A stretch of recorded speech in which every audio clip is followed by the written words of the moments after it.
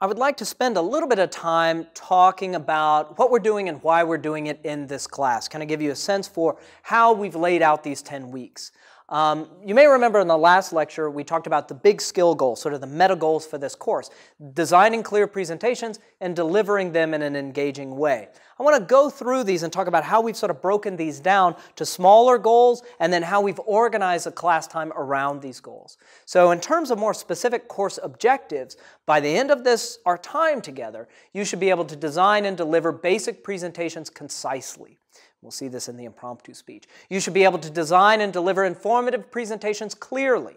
Design and deliver complex arguments persuasively. Beyond that, sort of a general goal that will advance through all the assignments are working on the ability to speak confidently with appropriate rate, projection, movement, and vocal variety. And then finally, and just as importantly, being able to evaluate and critique speeches insightfully. The great thing about that is once you really sort of start getting better at speech criticism, then all the speeches that you watch become resources that you can use for your own improvement. So I've organized a class around the assignments, and that's because I look at these assignments as buckets for skills. I'm interested in very specific skills, and the way I can bring those together and talk about them as a coherent whole is through the assignments. So I want to spend a little bit of time talking about each one of the assignments. So we're going to start off next week with the impromptu speech. The impromptu speech is a short 3 to 6 minute 2-point speech. The goal here is to get you to the point where you can quickly organize a speech that sounds good. In working on this assignment, we're really going to be trying to master some of the basics of good speaking. You know, can you arrange something quickly, talk about the evidence well, and make it easy for an audience to follow along with? So that's the impromptu speech. Once we've got that taken care of, we'll move on to the informative speech. Now, the informative speech is a little bit longer. It's a 5 to 10 minute speech that educates an audience on a topic. So here, one of the challenges is being able to explain complex details, complex evidence in a way that is accessible for an audience. So you might think of these informative speeches in terms of TED Talks or Ignite Talks, and these can range from you telling us something about your hometown to explaining a scientific theory. Okay, so just really being able to explain data to an audience of listeners. And then finally, we'll end on the persuasive speech. Again, this is a 5 to 10 minute speech that attempts to shift audience opinion or raise audience awareness on a topic. So here, we want to be able to motivate the audience through clear arguments. We're really trying to pull together claims and evidence in a way that is persuasive.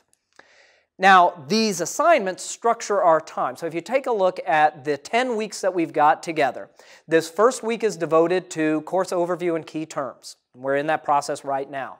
Then on week 2, we start off with preparing impromptu speeches and then delivering impromptu speeches.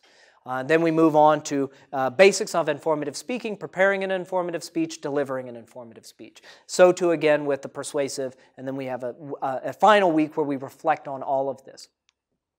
You'll notice each one of these, we kind of move through a very similar pattern. So we'll start off by developing the speech's core idea, then we'll think about sort of arrangement and phrasing of those ideas in a way that's going to work. Then we'll spend a fair bit of time talking about delivery in general, specifically on that type of speech. And then we'll move on with that assignment. Now, for each one of these assignments, you can record and post a version of this speech online to receive peer feedback. That is totally up to you. I'll talk more to that at the end of this week. You can record a video of that and receive peer feedback. You don't have to. And in fact, I tried to create these assignments so that even if you didn't post the video, you could use those 3 weeks devoted to the informative speech to prepare your next business presentation. Okay? That's the idea. You can take all of that, but use it to prepare that business presentation and then do that business presentation much better than you would have without that background, without that opportunity to reflect. So I do want you to record and post speeches online if it works for your goals for this course. If you're going to be doing presentations outside of this course and that's where you want to put your time and attention, I think that's just great. And that's what I want this course to be available to bend in that way. This should be a resource. But once again, so if we look at these 3 assignments, the impromptu, the informative, and the persuasive, these assignments move, that's a deliberate order because we're moving from more simple to more complex. We scale up with each speech. So we'll start off with the impromptu speech. Great, usable model. Man, you can use this almost anywhere.